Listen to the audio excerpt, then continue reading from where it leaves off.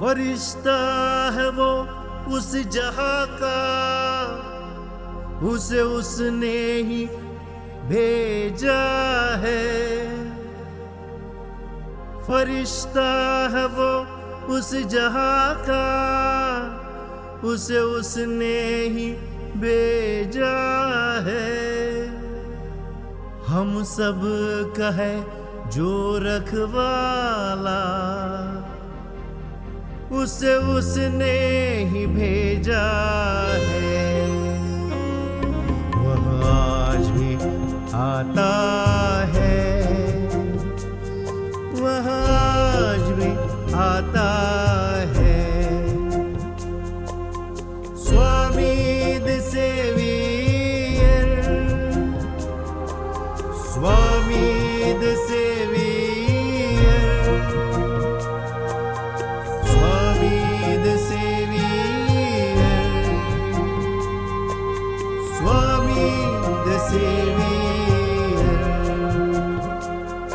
वह आता ही आता है, वह आता ही आता है।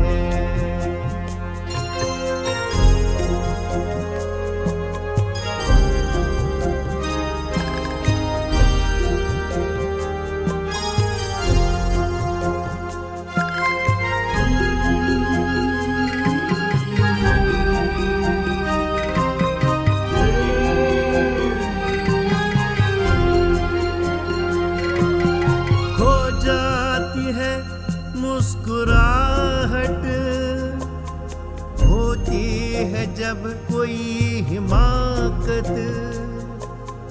खो जाती है मुस्कुराहट, होती है जब कोई हिमाकत। छा जाती है घबराहट, वह आता ही आता है। वह आज भी आता है, वह आज भी आता है। Swami the saviour, Swami the saviour, Swami the saviour, Swami the saviour.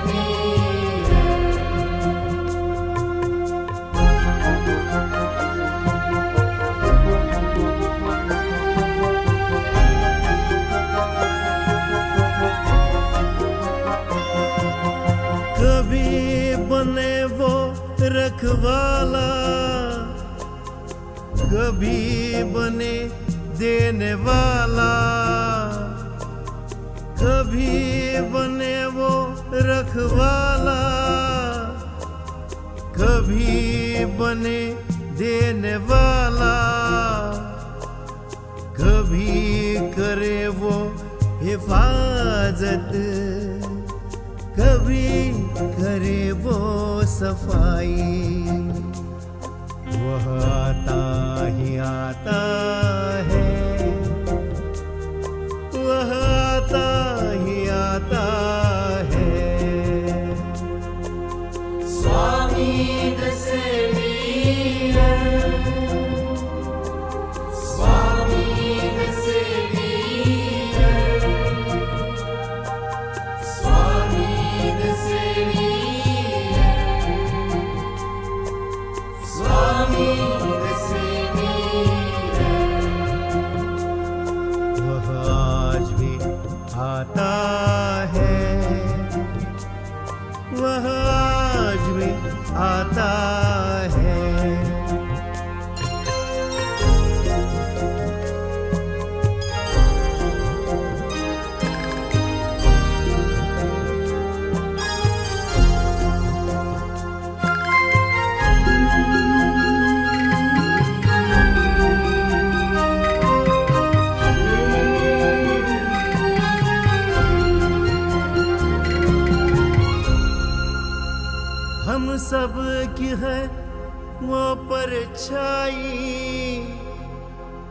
देता है हमको दुहाई,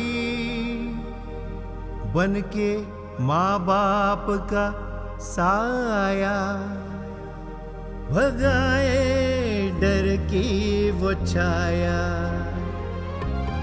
स्वामी the saviour, Swami the saviour, Swami the saviour, Swami the saviour. वह आज भी आता है, वह आता ही आता है, वह आज भी आता है, वह आता ही आता है। श्री स्वामी समर्थ सद्गुरु भक्त हो. कर्माचा सिद्धांत. कर्माच्या सिद्धांतावर आपण प्रत्येक गुरुवारी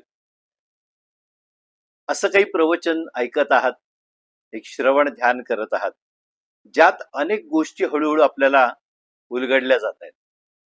गेल्या गुरुवारी एक विषय होता, तो म्हणजे गहन विषय म्हणू शकतो आपण, कारण कठीण होता. 20 लक्षणं भगवानाने म्हणजे भगवंताने भगवद्गीतेत आपल्याला सांगितली आहेत, आणि ही लक्षणं ज्ञानाची आणि त्याबरोबर अज्ञान म्हणजे काय हे सुद्धा आपल्याला आपण गेल्या गुरुवारी व्यवस्थित समजून घेतलं.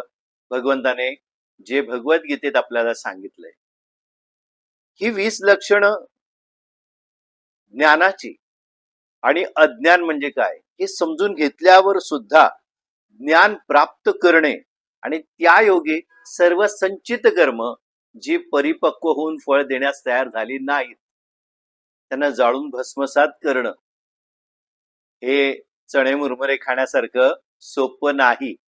या विषयावर आपण येऊन थांबलो होतो. मग मोक्ष म्हणजे काय, तर आतापर्यंत आपण जी कर्म करून ठेवलेली आहेत, जी संचितात जमा आहेत, जी परिपक्व होऊन फळ देण्यास, पुन्हा पुन्हा सांगतोय, व्यवस्थित समजून घ्या. पुन्हा पुन्हा का सांगतोय, कारण हे समजणं फार गरजेचं आहे. जी परिपक्व झाली नाहीयेत, फळ देण्यास प्रारब्ध म्हणून समोर आलेली नाहीत, ती अगोदरच जाळून भस्मसात करायची. म्हणजे मग काय, तर नंतर फक्त मोक्ष, मोक्ष प्राप्तीचा मार्ग उलगडायचा आहे. मग काय करायचं, तर हे मोक्ष प्राप्ती सहज सोपी आहे का, सहज साध्य आहे का? हे ज्ञान प्राप्त करून त्या योगे सर्व संचित कर्माचा जो साठा आहे तो जाळून भस्म करणं, हे अगोदर सांगितल्याप्रमाणे चणे मुरमुऱ्यांची फक्की मारण्यासारखी सोपी गोष्ट नाही. त्यासाठी काय करावं लागेल, तर निश्चयपूर्वक प्रबळ पुरुषार्थ केला पाहिजे. प्रबळ पुरुषार्थ, तो पण निश्चयपूर्वक ठरवून निश्चय करून मनाशी हे पक्क करायचंय.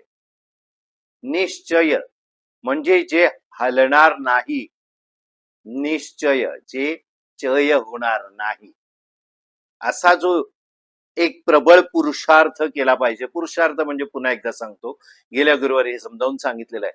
आपण जन्म घेतल्यानंतर आपल्याला विहित करून दिलेली, भगवंताने आपल्याला नेमून दिलेली जी कर्म आहेत ती करत राहणं, जी कार्य आहेत ती करत राहणं, जे काम आहे ते करत राहणं, याला पुरुषार्थ करणं म्हणतात. प्रत्येक प्राणी मात्राला एक पुरुषार्थ आहे, त्याला विहित करून दिलेलं एक कार्य आहे, काम आहे, कर्तव्य आहे. हे करणं म्हणजे पुरुषार्थ. मग प्रबळ पुरुषार्थ म्हटलेलं आहे. तर हा प्रबळ पुरुषार्थ म्हणजे काय, तर त्या दिलेल्या नेमून दिलेल्या कामापेक्षा वेगळं काही न करणे, प्रबळतेने, पूर्ण ताकदीने, पूर्ण निश्चयाने आपल्याला तो पुरुषार्थ करायचा असतो. मग ही मोक्ष प्राप्ती आहे. या मोक्ष प्राप्तीत, त्या मोक्ष प्राप्ती जे आहे, मोक्ष मार्ग जो आहे, त्याच्या प्रगतीत काही अडथळे येतात का? मग ते कोणते येतात?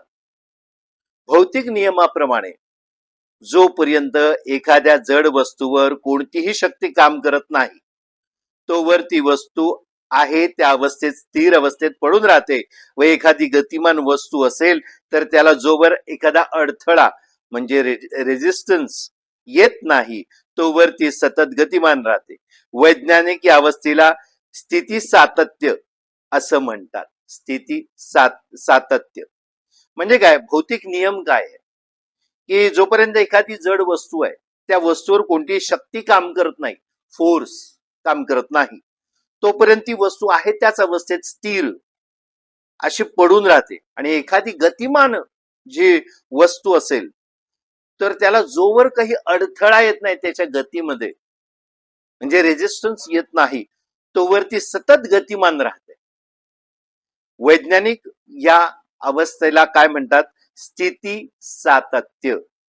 तर हे स्थिती सातत्य आणि हे वैज्ञानिक नियम आपण का जाणून घेतोय? याला कारण आहे तर अंतराळात सोडलेली वस्तू फार काळ वर उडू शकत नाही कारण पृथ्वीचे गुरुत्वाकर्षण तिला सतत पृथ्वीकडे आकर्षित करीत असते. गुरुत्वाकर्षण शक्तीने एखादी वस्तू आपण वर फेकली तर ती फार काळपर्यंत वर उडू शकत नाही कारण पृथ्वीचं गुरुत्वाकर्षण त्या वस्तूला सतत पृथ्वीकडे आकर्षित करत असते. त्यामुळे अंतराळात सोडलेल्या वस्तूंची गती हळूहळू कमी होते व ती शून्यावर आल्यावर ती वस्तू परत पृथ्वीवर येऊन आदळते. गुरुत्वाकर्षणाने किती जरी वेगाने वस्तू वर फेकली तरी हळूहळू वर जाता जाता त्याची गती कमी होत जाऊन एका ठिकाणी ती स्थिर होते आणि नंतर पुन्हा त्याच्या दुप्पट वेगाने पृथ्वीवर येऊन आदळते. आध्यात्मिक विज्ञान जे आहे त्यालाही हाच नियम लागू पडतो. आध्यात्मिक विज्ञान जे आपण म्हणतोय की आध्यात्मिक जे सार आहे याच्यातूनच सगळ्या प्रकारची सायन्स किंवा विज्ञान हे विकसित झालेले आहेत. मूळ हे अध्यात्म आहे. तर आध्यात्मिक विज्ञानाला हाच नियम लागणार. आपल्या चैतन्याला आध्यात्मिक गतीला आपलं जे चैतन्य आपली जे आध्यात्मिक गती आहे एक शक्ती सतत मागे खेचत असते. पण ती शक्ती म्हणजे पृथ्वीचे गुरुत्वाकर्षण शक्ती नाहीये, आपली संसारी भोगाची आसक्ती आहे. स्त्री पुत्राधिक आसक्ती, गाडी बंगला, विविध भोगांचे आकर्षण, कीर्तीचे हाव या गोष्टी आपल्याला आध्यात्मिक प्रगतीच्या सतत आड येत असतात. ऑक्सिजन भरलेले बलून म्हणजे फुगा जोपर्यंत चारी बाजूने अनेक दोरखंडांनी बांधून ठेवलेले असते तोवर ते हवेत उडू शकत नाही. जसजसे आपण एक एक दोर कापत जातो तसतसे ते बलून तो फुगा बंधनातून मुक्त झाल्याने आकाशात उडण्यासाठी धडपड करू लागतो व शेवटचे बंधन म्हणजे दोरखंड कापल्यावर तत्काळ आनंदात झेप घेतो.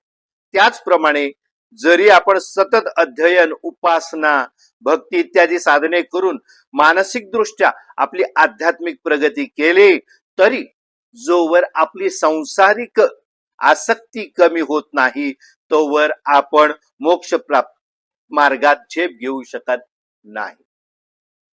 जसजशी आपली विषयासक्ती कमी होत जाईल तसतशी आपली आध्यात्मिक प्रगती होईल व आसक्ती पूर्ण नष्ट झाल्यावर आपण मोक्षाचे अधिकारी होऊ शकतो. मग मोक्ष जो आहे त्या मोक्ष मार्गाच्या प्रगतीमध्ये काय आड येतं तर आपली आसक्ती. आपल्याला प्रत्येक गोष्टीत असलेली आसक्ती जी आहे, आपले स्त्रीपुत्रादी, गाडी बंगला या ज्या स्थावर जंगम मालमत्ता या सगळ्या भौतिक गोष्टीवर आपली आसक्ती आहे. तर ही आसक्ती एखाद्या बलूनला चारी बाजूने म्हणजे एखाद्या फुग्याला, ऑक्सिजन भरलेल्या फुग्याला चारी बाजूने दोरखंडाने बांधून ठेवलेला आहे. एक एक दोरखंड जसजसा कापत जातो तसतसा तो फुगा ऑक्सिजनने भरलेला धडपड करू लागतो आणि शेवटचा दोरखंड कापल्याबरोबर तो आकाशात झेप घेतो. त्याचप्रमाणे आसक्ती आपण ज्या आसक्तीच्या बंधनात आहोत त्या बंधनाचे एक एक दोर जसजसे आपण कापत जातो तस तसे आध्यात्मिक प्रगती आपली होते. म्हणजे काय तर बघा, आपण जरी सतत अध्ययन करतो आहोत, उपासना करतो आहोत, भक्ती इत्यादी सगळं काही करतो आहोत पण मानसिक दृष्ट्या आपण आध्यात्मिक प्रगती केली तरी जोवर ही संसारातील आसक्ती आहे ती कमी होत नाही तोपर्यंत आपण मोक्ष मार्गात झेप घेऊ शकत नाही. आता ही जी विषयासक्ती आहे, विषयांची आसक्ती की जसजशी कमी होत जाईल तशी आपली आध्यात्मिक प्रगती होत जाईल आणि आसक्ती पूर्ण जेव्हा नष्ट होईल, शेवटचा दोरखंड कापला जेव्हा जाईल, तेव्हा आपण मोक्षाचे अधिकारी निश्चित होऊ शकतो. आता आपण अगोदरच शिकलोय की कर्मयोग, ज्ञानयोग आणि भक्तियोग. तर परमात्मा प्राप्तीचे 3 मार्ग आहेत. परमात्मा प्राप्ती जी आपल्याला करून घ्यायची आहे त्याचे 3 मार्ग आहेत, कर्मयोग, ज्ञानयोग आणि भक्तियोग. जीव ज्या मार्गाचा अधिकारी असेल म्हणजे त्याची जशी लायकी पात्रता असेल त्या मार्गाने तो गेल्यास त्याची प्रगती होईल व तो शेवटी आपल्या गंतव्यस्थानी पोहोचेल. आता बघा, हे 3 मार्ग आहेत. जीव जो आहे, जीवात्मा ज्या मार्गाचा अधिकारी, यातल्या 3 मार्गातला ज्या मार्गाचा अधिकारी असेल म्हणजे त्याची पात्रता, त्याची लायकी जशी असेल त्या मार्गाने जर तो गेला तर त्याची प्रगती नक्की होईल आणि शेवटी तो आपल्या गंतव्यस्थानी म्हणजे आपल्याला जिथे पोहोचायचं आहे, शेवटी प्रत्येकाला मोक्ष मिळवायचा आहे. आपल्याला अनेकांना अजून या गोष्टीचा अंदाज नाहीये की आपल्याला नक्की काय मिळवायचंय. आपण भौतिक जीवनच आपलं सर्वस्व सर्वस्व मानून बसलेलो आहोत. आपल्याला मिळवायचं काय आहे? मोक्ष. मोक्ष म्हणजे काय? या कर्मबंधनातून मुक्ती. मग कर्मबंधनातून मुक्ती कशी मिळेल? तर विषयासक्ती आपल्याला समूळ नाहीशी केली पाहिजे. तर आता उदाहरणार्थ अर्जुन हा कर्म मार्गाचा अधिकारी होता. कर्म केल्याशिवाय त्याला पुढे दुसरा मार्गच नव्हता, तर तो कर्म मार्गाचा अधिकारी होता. पण गीतेच्या पहिल्या अध्यायात त्याने संन्यास घेण्याची इच्छा भगवंताजवळ प्रदर्शित केली. कर्म मार्ग आहे पण त्याने संन्यास मार्ग घेण्याची इच्छा भगवंताजवळ प्रदर्शित केली, परंतु त्याचा कर्म मार्गाचा अधिकार जाणून भगवंताने त्याला संन्यास घेण्यापासून परावृत्त केले व कर्म मार्गानुसार युद्धास प्रवृत्त केले.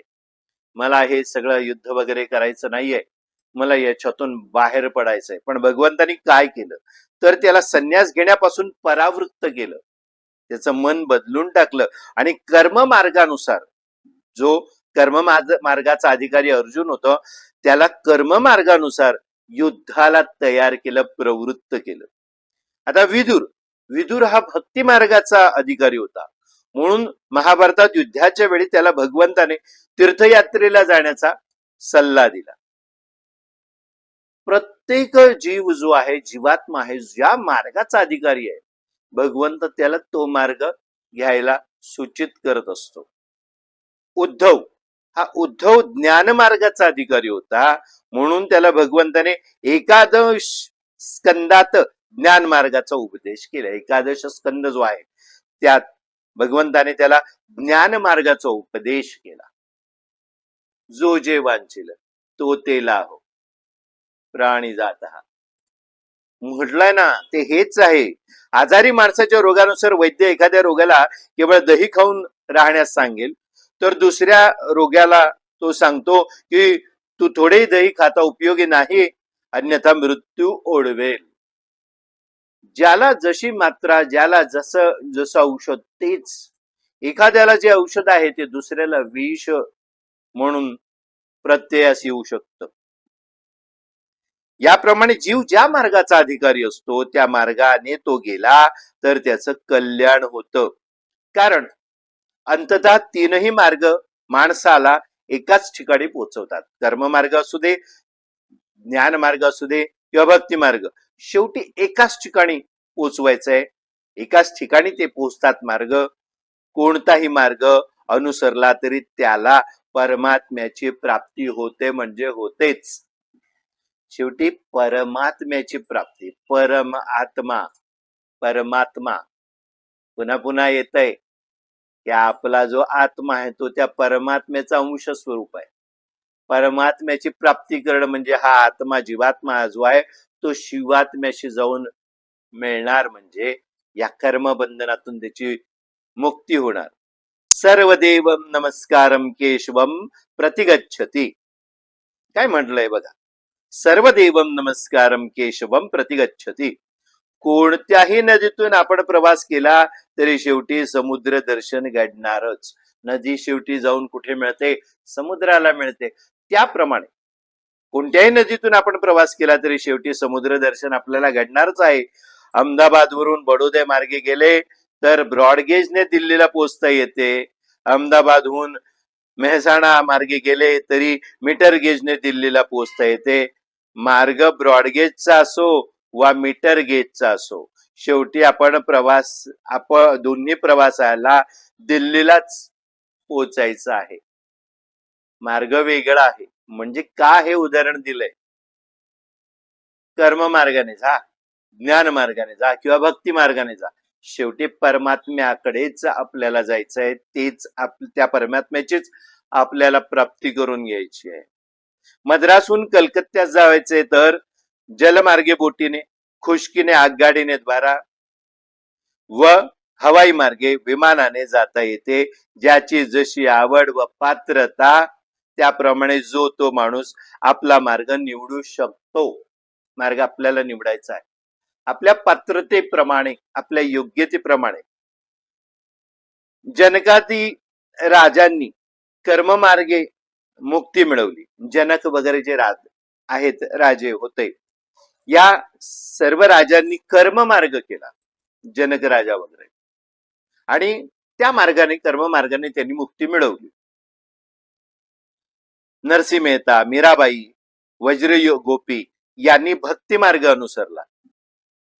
तर अक्रूर उद्धव शंकराचार्य यांनी ज्ञान मार्गाने आपले लक्ष गाठले. अक्रूर उद्धव शंकराचार्य यांनी ज्ञान मार्गाने आपलं लक्ष गाठलं. प्रत्येक जण आपापल्या अधिकारानुसार व आवडीनुसार वागतो. अधिकार आणि आवड. नरसिंह मेहता भक्ती मार्गी होते, परंतु भक्ती मार्गही नंतर ज्ञान मार्गालाच मिळतो. अगोदरच्या अध्यायात, अगोदरच्या भागात आपण हे व्यवस्थित शिकलेलो आहे.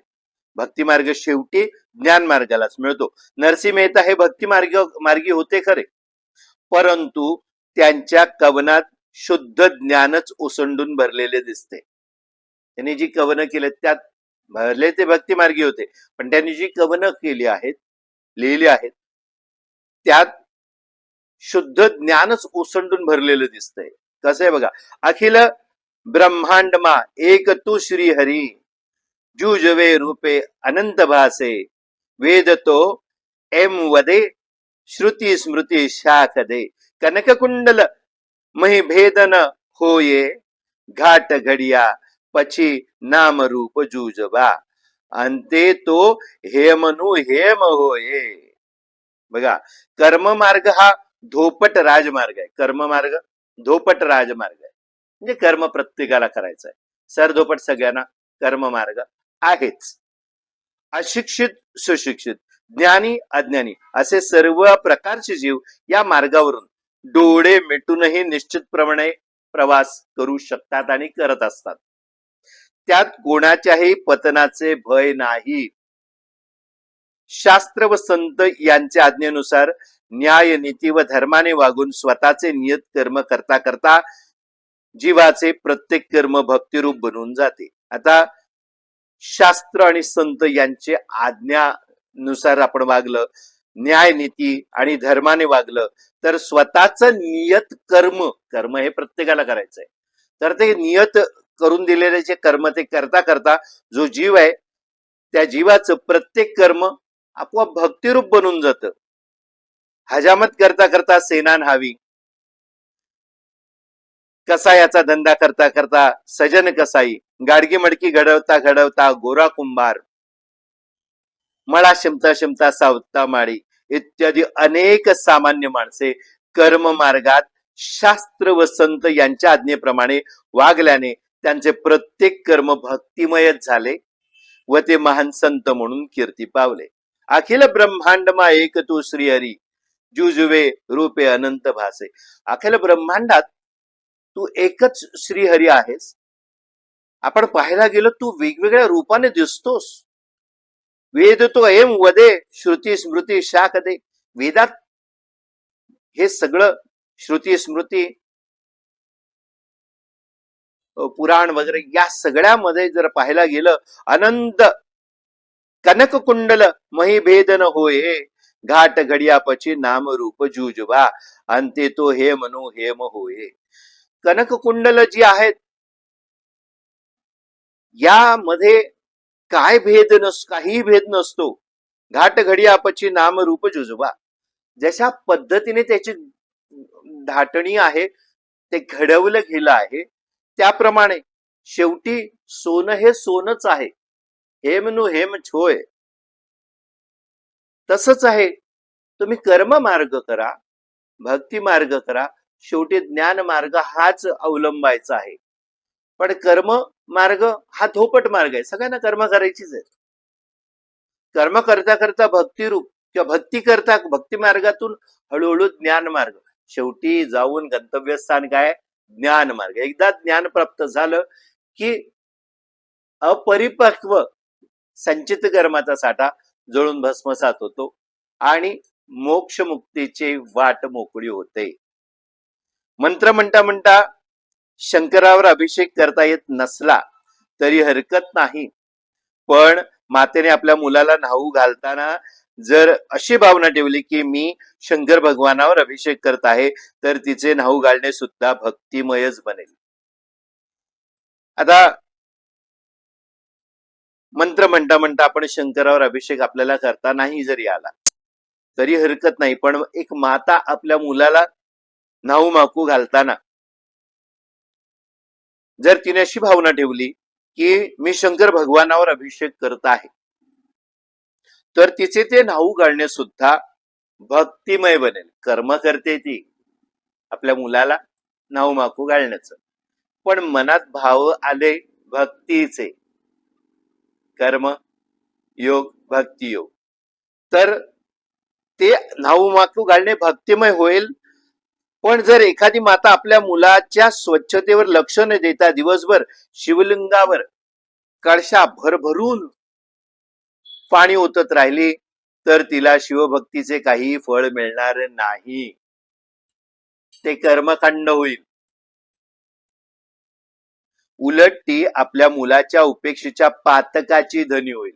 आपल्या मुलाची उपेक्षा केली, कळकट मळकट बाळ आहे, त्याच्याकडे लक्षच दिलं नाही, त्याला तसंच ठेवलं पारोस, आणि जरी शिवाच्या पिंडीवर शिवलिंगावर तिने कळशा भरभरून जरी पाणी ओतलं तरी तिला शिवभक्तीचं काही फळ मिळणार नाही. उलट ती आपल्या मुलाच्या उपेक्षा केल्याचे त्या पातकाची ती धनी होईल. भक्ती मार्ग हा कर्म मार्गापेक्षा जरा कठीण असा मार्ग आहे. भक्ती मार्ग हा कर्म मार्गापेक्षा जरा कठीण मार्ग आहे. भक्ताला गीतेच्या 12व्या अध्यायातील पूर्वी सांगितलेली भक्त लक्षणे आत्मसात करणे आवश्यक आहे. आता कर्म मार्ग आहे त्यापेक्षा भक्ती मार्ग हा जरा कठीण आहे. तो कसा, तर गेल्या भागात भगवंताने कर्माची लक्षणं सांगितलेत 20. तर भक्ताला गीतेच्या 12व्या अध्यायातील पूर्वी सांगितलेली जी भक्त लक्षण आहेत ती आधी आत्मसात करावे लागतील, ते आवश्यक आहे. ज्ञान मार्ग हा एकदम महान परंतु गुंतागुंतीचा व आचरण्यास कठीण असा मार्ग आहे. ज्ञान मार्ग पहिला कर्म मार्ग, मग भक्ती मार्ग आणि मग ज्ञान मार्ग, हा सिक्वेन्स आपल्या लक्षात आहेच. तर ज्ञान मार्ग आहे एकदम महान आहे परंतु गुंतागुंतीचा आहे आणि आचरण्यास कठीण.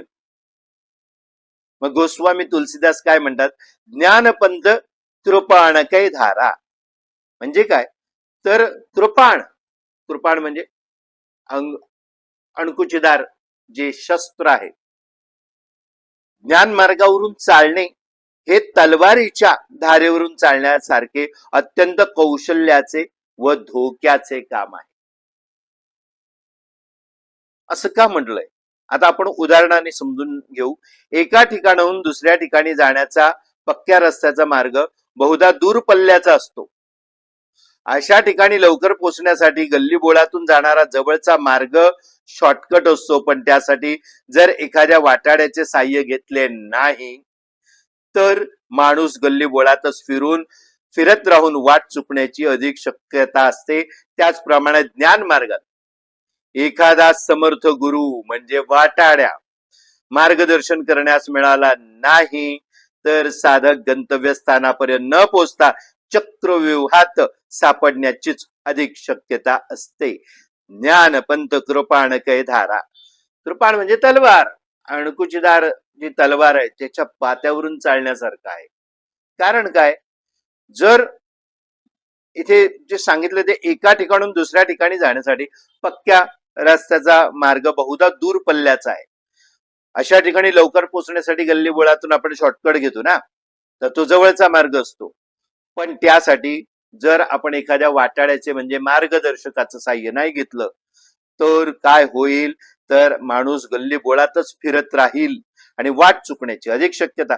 त्याचप्रमाणे ज्ञान मार्गात एखादा समर्थ गुरु म्हणजे वाटाड्या मार्गदर्शन करण्यास मिळाला नाही तर साधक गंतव्यस्थानापर्यंत न पोहोचता चक्रव्यूहात सापडण्याचीच अधिक शक्यता असते.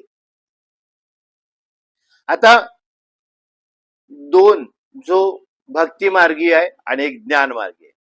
भक्ती मार्गी म्हणजे भक्त, ज्ञान मार्गी म्हणजे ज्ञानी. आता भक्त हा मांजरीच्या पिल्लाप्रमाणे असतो तर ज्ञानी हा माकडिणीच्या पिल्लाप्रमाणे असतो. व्यवस्थित आता समजून घेऊया का. आता मांजरीच्या पिल्लाचे डोळे जन्मानंतर 7 दिवस पर्यंत उघडत नाहीत. मांजरी त्यांना आपल्या तोंडात धरून 7 ठिकाणी फिरवते. बघा, याच्यातून आपल्याला अनेक गोष्टी माहीत नसलेल्या सुद्धा माहीत होतात. मांजरीच्या पिल्लाचे डोळे जन्मानंतर 7 दिवस पर्यंत उघडत नाहीत. मांजरी त्यांना आपल्या तोंडात धरून 7 ठिकाणी फिरवते. मांजरीचे पिल्लू आपल्या आईची अनन्य शरणागती स्वीकारते. अनन्य शरणागती म्हणजे काय, डोळे बंद असताना ती आपली आई आपल्याला कुठे फिरवते ते मांजरीचं पिल्लू जरा सुद्धा डोळे उघडून पाहत नाही. याला अनन्य शरणागती म्हटलेलं आहे. कधी मांजरी आपल्या पिल्लांना विजलेल्या चुलीत ठेवते तर कधी पाणी तापवण्याच्या रिकाम्या तपेल्यात ठेवते. पिल्लांना काहीच समजत नसते, पण त्यांच्या आईला त्यांची फार काळजी असते. आपल्या भक्ताची भगवंत अशी चिंता वाहत असतो. गुरु आपल्या शिष्याची, भगवंत आपल्या भक्ताची अशा पद्धतीने चिंता वाहत असतो. अनन्य भावाने शरण जाणं गरजेचं आहे. आता माकडिणीच्या पिल्लांना माकडीण कुठे जाईल याची चिंता असते. माकडिणीची पिल्ल जी आहेत त्यांना आपली आई माकडीण कुठे जाईल याची चिंता असते सतत. माकडीण उडी मारणार असे दिसले की पिल्लू लगेच तिच्या पोटाला बिलगते. माकडीण एका फांदीवरून दुसऱ्या फांदीवर उडी मारते, त्या पिल्लू तिला घट्ट पकडून घेते, अन्यथा खाली पडण्याची त्याला भीती वाटते. माकडीण पिल्लांना पकडत नाही, ते काम पिल्लाला स्वतःलाच करावे लागते. फरक इथे मांजरीची पिल्ल डोळे उघडतच नाहीत. 7 दिवस 7 ठिकाणी मांजरी त्यांना फिरवते. अनन्य साधारण अशी भक्ती जी आहे ती. मग इथे माकडिणीच्या पिल्लांचं कसं आहे, एका फांदीवरून दुसऱ्या फांदीवर उडी मारणार हे पाहताच माकडिणीची पिल्ले बघतात आपली आई कुठे जाईल, त्याच्याकडे लक्ष ठेवतात. माकडीण उडी मारणार असे दिसले की पिल्लू लगेच त्याच्या पोटाला बिलगते. आता इथे काय, तर माकडीण पिल्लांना पकडत नाही, पिल्लांना माकडिणीला पकडावं लागतं. मांजरीला तिचे पिल्लू जितके प्यारे असते तितकेच माकडिणीलाही आपले पिल्लू प्यारे असतेच. दोघींच्या वात्सल्यात फरक नसतो, पण वागणुकीत मात्र फरक असतो. पर्स्पेक्टिव्ह, आपण कसं, आपला दृष्टिकोन फार महत्वाचा आहे. बघा इथे दोघांनाही आपल्या मुलांवर समान प्रीती आहे. मांजरीचे पिल्लू जितके प्यारे मांजरीला तसेच माकडीलाही आपले पिल्लू प्यारा आहे, पण दोघींच्या वात्सल्यात फरक नाहीच आहे, फक्त वागणुकीत फरक आहे. आई लहान मुलाला कडेवर घेऊन फिरवते तर मोठ्या मुलाचा हात धरून त्याला आपल्या बरोबर फिरवते. आई लहान मुलाला कडेवर घेऊन फिरते, तर मोठ्या मुलाचा हात धरून त्याला आपल्या बरोबर फिरवते. गोस्वामी तुलसीदास भगवंताचे शब्द सांगतात. गोस्वामी तुलसीदास काय सांगतात? भगवंताचे शब्द आहेत बघा. मोरे प्रौढ तनय समज्ञानी. म्हणजे काय? ज्ञानी हा माझा मोठा मुलगा आहे, तर भक्त हे माझे लहान बालक आहे. म्हणून म्हटलं की आई लहान मुलाला कडेवर घेऊन फिरवते आणि मोठ्या मुलाचा हात धरून त्याला आपल्या बरोबर फिरवते. आपण लहान बालक म्हणजे आपण काय? तर आपण भक्त, मांजरीची पिल्ल, माकडीनीची पिल्ल. यानंतर आपण काय शिकलो की मोरे प्रौढ तनय समज्ञानी, हे गोस्वामी तुलसीदास सांगतायत. तर आई लहान मुलाला कडेवर घेऊन फिरते, तर मोठ्या मुलाचा हात धरून त्याला आपल्या बरोबर फिरवते. ज्ञानी हा माझा मोठा मुलगा आहे, तर भक्त हे माझे लहान बालक आहेत. ज्ञानी भगवंताचे ध्यान करतो, तर भगवंत भक्ताची काळजी करतो. हाच फरक. अर्थात दोघांवरही भगवंताची कृपा ही सारखीच असते. ज्ञानी असो किंवा भक्त असो, प्रत्येक मार्गातील जीवात्म्याचे भगवंताशी अलग अलग नाते असते. आता प्रत्येक मार्ग, तिन्ही मार्ग असो, प्रत्येक मार्गातील जीवात्मा जो आहे त्याचं भगवंताशी नातं अलग अलग आहे, वेगवेगळं आहे. कर्ममार्गी जीव म्हणतो मी भगवंताचा आहे, भक्ती मार्गी जीव म्हणतो भगवंत माझा आहे, आणि ज्ञानी मार्गी जीव म्हणतो मी व भगवंत एकच आहोत. कर्ममार्गी जीव काय म्हणतो बघा? मी भगवंताचा आहे. भक्ती मार्गी जीव म्हणतो भगवंत माझा आहे. पण ज्ञानी मार्गी जीव काय म्हणतो? मी व भगवंत एकच आहोत. लग्नानंतर मुलगी सासरी जाते तेव्हा काय म्हणते? मी माझ्या नवऱ्याची आहे. नवऱ्याने बटाट्याची भाजी करायला सांगितली तर बटाट्याची ती भाजी करते, भेंड्याची सांगितली तर भेंड्याची करते. नवरा ज्या रंगाची साडी नेसाव्यास सांगतो त्या रंगाची साडी ती नेसते.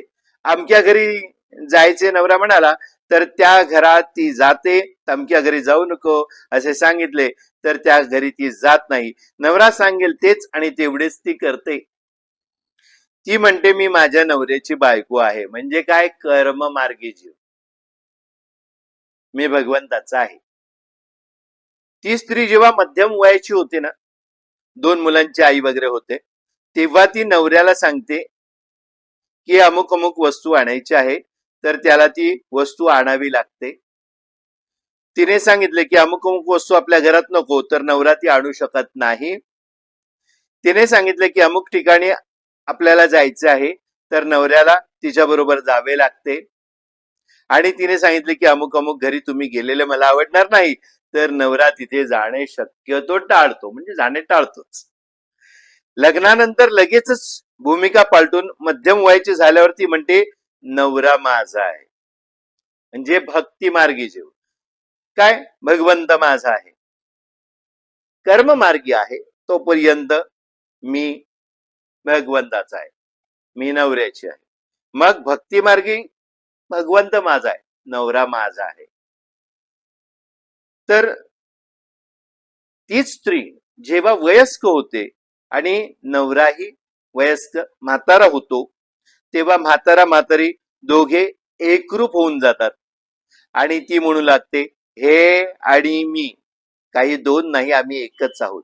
म्हणजे ज्ञान मार्गी जीव.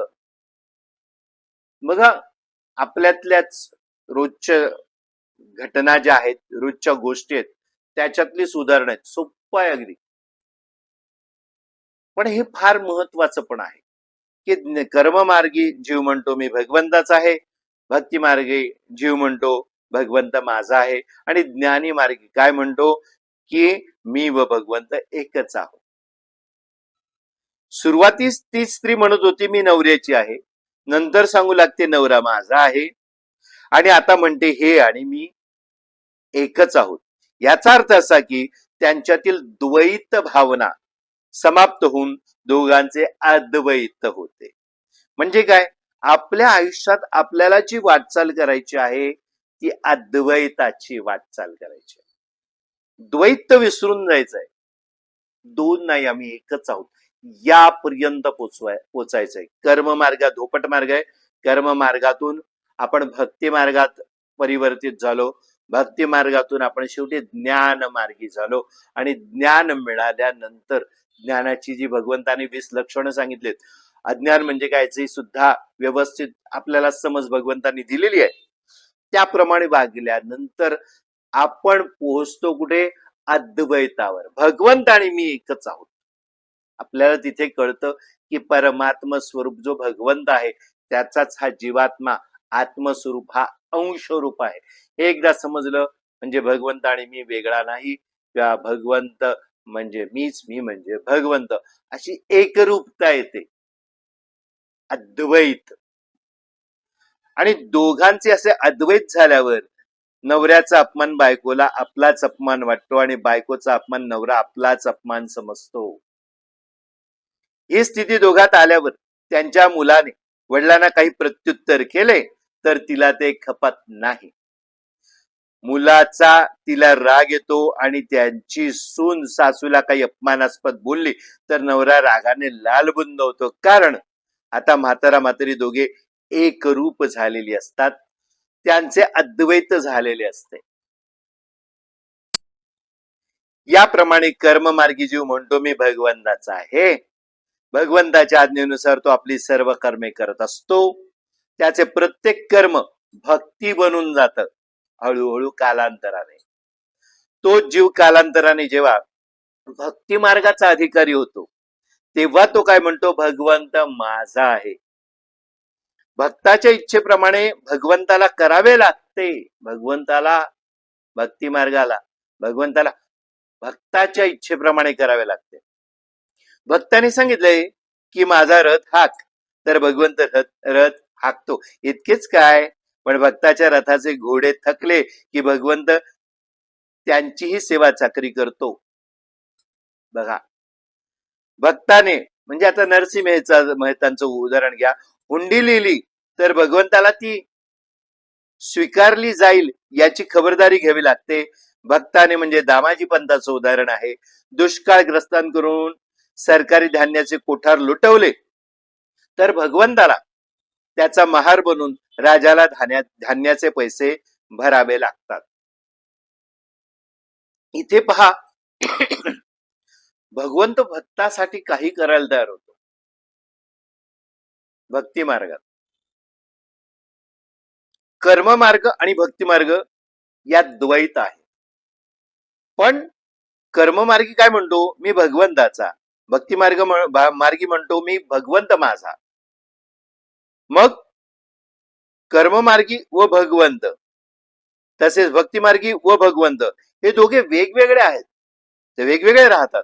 त्यांच्यातील द्वैत हे कायम राहतं. पण ज्ञान मार्गात ज्ञानी आणि भगवंत एकरूप होऊन जातात.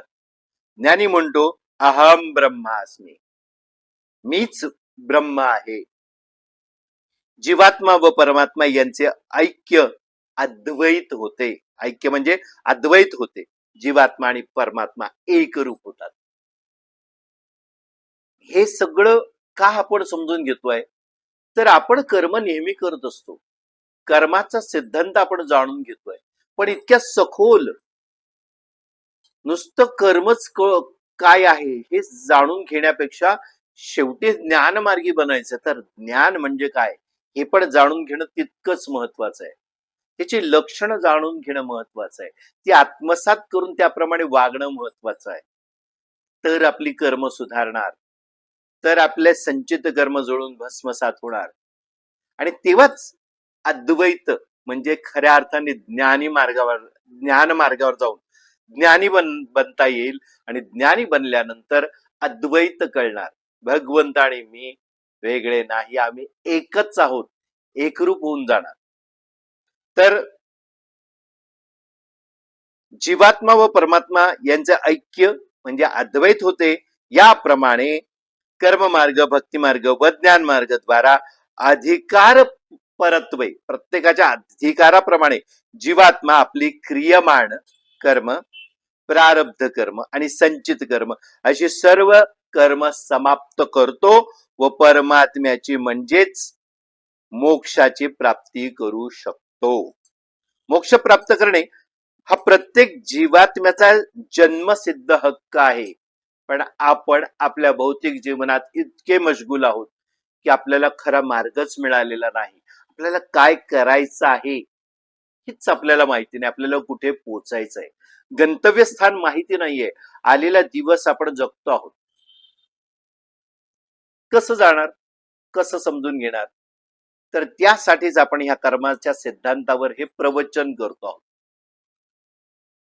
मोक्ष प्राप्त करणे हा प्रत्येक जीवात्म्याचा जन्मसिद्ध हक्क आहे.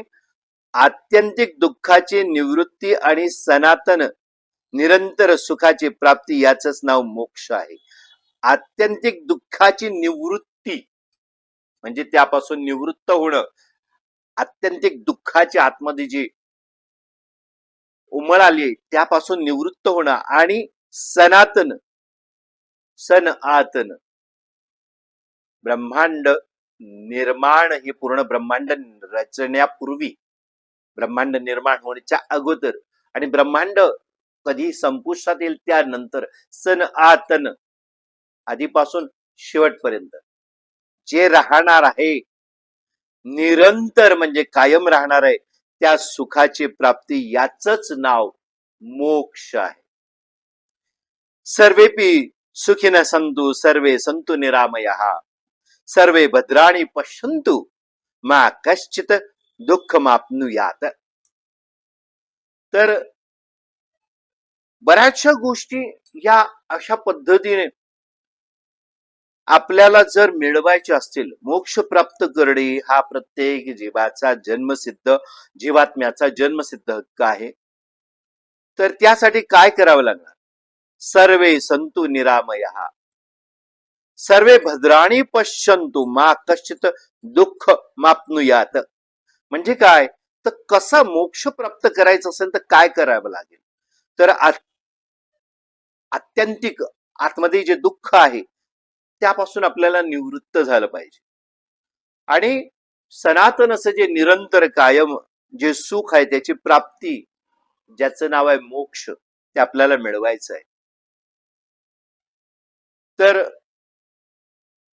श्री हिराबाई ठक्कर जे आहेत या कर्माच्या सिद्धांताचे मूळ लेखक, यांनी संवत 2033 आषाढ शुद्ध द्वितीया या दिवशी वयाच्या 60व्या वर्षात पदार्पण केले. त्या शुभ प्रसंगी या पुस्तकाचे विधिवत प्रकाशन करण्यात आले. हे जे कर्माचा सिद्धांत पुस्तक आहे त्याबद्दल थोडस इथे दिलेलं आहे. त्यानंतर या पुस्तकाचा अहमदाबाद थिओसॉफिकल सोसायटीत अभ्यास झाला आणि कित्येक प्रश्न उपस्थित करण्यात आले. या प्रश्नांचे आणि शंकांचे समाधान करण्याच्या हेतूने श्री हिराबाई ठक्कर यांनी थिओसॉफिकल सोसायटीत प्रवचने आयोजित करण्यात आली होती. त्यांची त्या प्रश्नोत्तरीचा आशय परिशिष्ट रूपाने या पुस्तकात समाविष्ट करण्यात आलेला आहे. परिशिष्ट म्हणजे काय केलंय? तर हिराबाई ठक्कर यांनी संवत 2033 आषाढ शुद्ध द्वितीया दिवशी वयाच्या 60व्या वर्षात जेव्हा पदार्पण केलं, त्या शुभप्रसंगी पुस्तकाचे विधिवत प्रकाशन करण्यात आलं होतं. त्यानंतर या पुस्तकाचा अहमदाबादची जी थिओसॉफिकल सोसायटी आहे त्यात अभ्यास झाला आणि कित्येक प्रश्न यातून उपस्थित करण्यात आले. हे प्रश्न आता आपल्याला जाणून घ्यायचे, समजून घ्यायचे, प्रश्नावर आपण मीमांसा करू, प्रश्नावर अभ्यास करू. त्यानुसार आपण त्या अनुषंगाने त्या थिओसॉफिकल सोसायटीने, त्यांच्या अभ्यासकांनी जे प्रश्न उपस्थित केले ते किती गहन असतील विचार करा आणि किती सखोल ज्ञान आपल्याला देऊन जातील. या प्रश्नांचा आणि शंकांचं समाधान करण्याच्या हेतूने श्री हिराबाई ठक्कर यांची थिओसॉफिकल सोसायटीत प्रवचने आयोजित करण्यात आली होती. त्या प्रश्नोत्तरीच्या आशयाप्रमाणे परिशिष्ट रूपाने या पुस्तकात आता ही समाविष्ट करण्यात आली आहेत. तर पहिला प्रश्न असा आहे की क्रियमाण कर्म करण्यात माणूस संपूर्णपणे स्वतंत्र असतो. आपण यावर अभ्यास केलेलाच आहे. क्रियमाण कर्म आता जे आपण करतो आहोत, ही क्रियमाण कर्म करण्यात माणूस हा स्वतंत्र असतो, हे आपण व्यवस्थित समजून घेतलेला आहे, शिकलेलो आहोत. मनुष्य योनीत परमात्म्याने जीवाला संपूर्ण स्वातंत्र्य दिलेलं आहे. मनुष्य योनीत अनेक योनी आहेत, त्यात ही मनुष्य योनी जी आहे त्यात जीवाला संपूर्ण स्वातंत्र्य दिलंय भगवंताने. मनुष्येतर योनी म्हणजेच मनुष्याशिवाय इतर योनीत पशुपक्षी इत्यादी व देव योनीत सुद्धा संपूर्ण स्वातंत्र्य नाही. कारण या इतर सर्व योनी केवळ भोग योनी आहेत. मनुष्येतर सर्व योनीत जीव केवळ आपले प्रारब्ध भोगू शकतो व नंतर त्यातून तो सुटतो. मनुष्य सोडून इतर योनीमध्ये. मनुष्येतर सर्व योनीत जीव जो आहे, जीवात्मा तो असतोच, पण तो केवळ आपलं प्रारब्ध भोगू शकतो व नंतर ते भोगून तो सुटतो. इतर योनीत होणारी नवीन क्रियमाण कर्मे संचितात जमा होत नाहीत. आपण या गोष्टी व्यवस्थित समजावून घेतलेल्या आहेत या प्रवचनात अगोदरच्या भागात. मनुष्य सज्जन बनण्यास जितका स्वतंत्र आहे तितकाच त्याला आपल्या स्वतःच्या जबाबदारीवर दुर्जन होण्याचंही स्वातंत्र्य आहे. म्हणून दान करण्यास जितका तो स्वतंत्र आहे तितकाच त्याला वाटेल तर साठेबाजी करण्यातही तो स्वतंत्र आहे. दान न करता साठा करण्यातही तो स्वतंत्र आहे. माणसाला खरे बोलण्याचे जेवढे स्वातंत्र्य तेवढेच खोटे बोलण्याचे स्वातंत्र्य आहे. मनुष्य योनीत त्याला वाटले तर आत्महत्या करण्याचीही त्याला स्वातंत्र्य आहे. अन्य सर्व योनीत ते नाही. कारण त्या इतर योनीत आत्महत्येचा विचार करण्यास बौद्धिक क्षमताही नसते. अशा प्रकारे माणसाला परमात्म्याने सर्व प्रकारचे स्वातंत्र्य दिले आहे. प्रश्न काय? क्रियमाण कर्म करण्यात माणूस संपूर्णपणे स्वतंत्र असतो असं आपण म्हटलंय. हिराबाई ठक्कर यांना प्रश्न थिओसॉफिकल सोसायटीने केलाय, तर मग ते पटवून द्या. ते पटवून देण्यात या सगळ्या गोष्टी पुन्हा ते थिओसॉफिकल सोसायटीच्या त्या अभ्यासकांना सांगतायत. परमात्म्याने मनुष्य योनीत विज्ञानमय कोश व आनंदमय कोश असे दोन जादा कोश दिलेत. परमात्म्याने काय केलंय? मनुष्य योनीत जन्म घेतल्यावर विज्ञानमय कोश, जिथे ज्ञान आणि विज्ञान असं एकत्र आहे, ती विज्ञानमय कोश दिलाय आणि आनंदमय कोश असे दोन जादा कोश दिलेत, जे अन्य योनीत नसतात. म्हणून स्वतंत्र आहे माणूस, कारण त्याच्याच अस्तित्वात असलेला विज्ञानमय आणि आनंदमय परमात्मा हा सुद्धा पूर्णपणे स्वतंत्र आहे. हे दोन कोश म्हणजे काय? साक्षात परमात्माचा आहे तो, म्हणून तो पूर्णपणे स्वतंत्र आहे. माणसाला वाईट बनण्याचे स्वातंत्र्य जर नसेल तर चांगले बनण्याचा त्याचा स्वातंत्र्यतेला काहीच अर्थ राहणार नाही. वाईट बनण्याचं जर स्वातंत्र्य नसेल तर चांगलं बनण्याचं स्वातंत्र्याला सुद्धा काही अर्थ नाही. जितकं वाईट तितकं चांगलं, सगळंच गरजेचं आहे जीवन जगण्यात. मग त्याचं स्वातंत्र्य चांगलं बनण्याचंच आहे का? तर नाही. वाईट बनायचं असेल वाईट सुद्धा बनू शकतो. माणसाला बेईमानी करण्यात सूट नसेल तर प्रामाणिकपणे जगण्याचा त्याच्या इच्छेला काही किंमतच राहणार नाही. अशा प्रकारे दोन्ही तऱ्हेने वागण्याची माणसाला मुभा असल्यानेच आपण म्हणू शकतो की अमक्या तमक्या माणसाला खोटे बोलण्याची संधी होते तरी पण तो खरे बोलला किंवा तो लबाडी करू शकला असता, पण त्याने तसे केले नाही. आपली इमानदारी सोडले नाही. हा त्याचा चांगलेपणा. आलं की नाही स्वातंत्र्य? आहे की नाही स्वातंत्र्य? जगात खोटे बोलण्याचे स्वातंत्र्य आहे, म्हणून तर सत्यवादी लोकांना मान मिळतो. बेईमानी करण्याची स्वातंत्र्यता आहे, म्हणून तर इमानदार माणसांची लोकात प्रतिष्ठा राहते. म्हणून म्हटलंय चांगलं जितकं आहे तितकंच वाईट सुद्धा आहे. दोन्ही गरजेचं आहे. चांगलं चांगलं आहे हे समजण्यासाठी समोर वाईट सुद्धा असावं लागतं. आपल्याला परिमाण लागतात समजून घेण्यासाठी. म्हणून 20 लक्षणं ज्ञानाची दिली भगवंताने, पण ती 20 लक्षणं दिल्यावर समजण्यास कठीण वाटायला लागली. मग अज्ञानाचं एकच मोठं लक्षण दिलं, तेव्हा कळलं ज्ञान म्हणजे काय. तसंच आहे, माणसाला केवळ चांगल्या राहण्याचं स्वातंत्र्य असेल तर वाईट होण्याचे नसेल, तर त्या स्वातंत्र्याला संपूर्ण स्वातंत्र्य म्हणता येईल का. नाही. एखादा माणूस जर असे म्हणाला की मी माझ्या पत्नीला घरच्या व्यवहारात पुरे स्वातंत्र्य दिले आहे, सगळी तिजोरी तिच्या ताब्यात दिली आहे, मात्र तिजोरीच्या चाव्या माझ्याजवळ असतात, तर याला संपूर्ण स्वातंत्र्यता म्हणता येणार नाही. ही तर स्वातंत्र्य या शब्दाची केवळ थट्टाच होईल. अमेरिकेतील एक गमतीची गोष्ट पहा. हेनरी फोर्ड यांनी जेव्हा प्रथम मोटार गाड्या बनवल्या तेव्हा सर्व गाड्या एकाच रंगाच्या म्हणजे काळ्या रंगाच्या बनवल्या होत्या आणि कारखान्याच्या शोकेसवर ग्राहकांना त्यांच्या आवडीच्या रंगाची गाडी निवडण्याचे स्वातंत्र्य आहे हे सूचित करणारी एक मजेशीर पाटी लावली होती.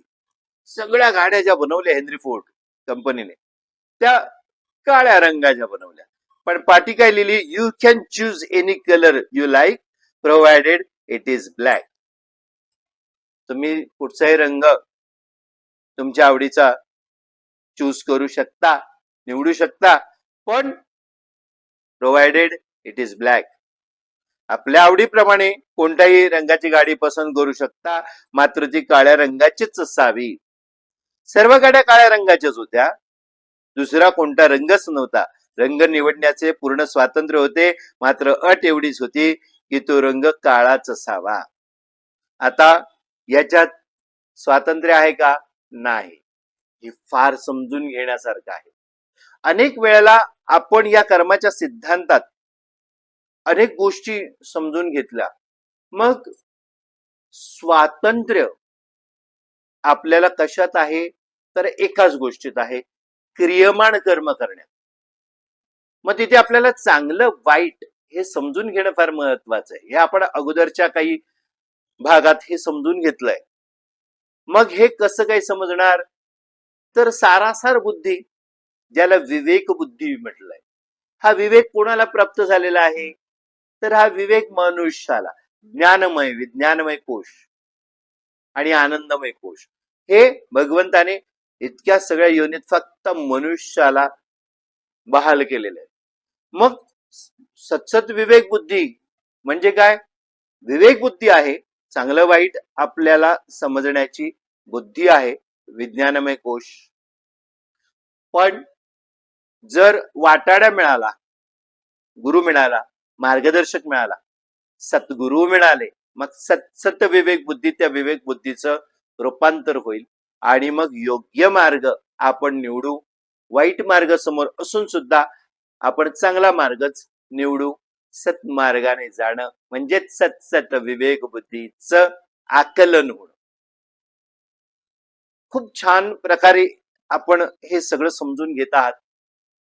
यात अनेक वेळेला मी तुम्हाला सांगितलंय, प्रत्येक भागात किंबहुना मी सांगतोय, प्रश्न विचारा, कमेंट बॉक्स मध्ये लिहा, काही अडलं असेल तर. मला माहितीये की एखादा प्रश्न पडतो आणि पुढच्या वाक्यात तुम्हाला उत्तरही मिळून जातं.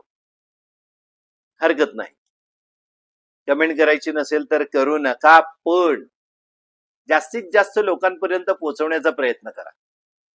मी पाहिले ना की पहिल्या भागापासून आतापर्यंतच्या सगळ्या भागांमध्ये हळूहळू हळूहळू बऱ्याच लोकांचे जे पाहणं आहे, जे श्रवण ध्यान आहे, ते कमी होत चाललंय.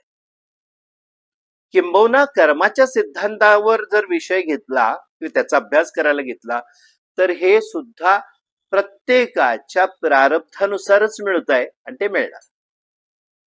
पण आपण आपलं क्रियमाण सुधारणं म्हणजे काय, तर आपण आपलं जाणून घेणं, स्वतः काय वाईट काय चांगलं आणि काय वाईट काय चांगलं समजल्यानंतर क्रियमाण म्हणजे कर्म सुधारणं म्हणजे काय, तर कर्म सुधारताना आपण हे जे करतो ते इतरांनी सुद्धा त्या पद्धतीने त्या प्रकारे समजून घ्यावं, ते सुद्धा कर्म करणं फार गरजेचं आहे.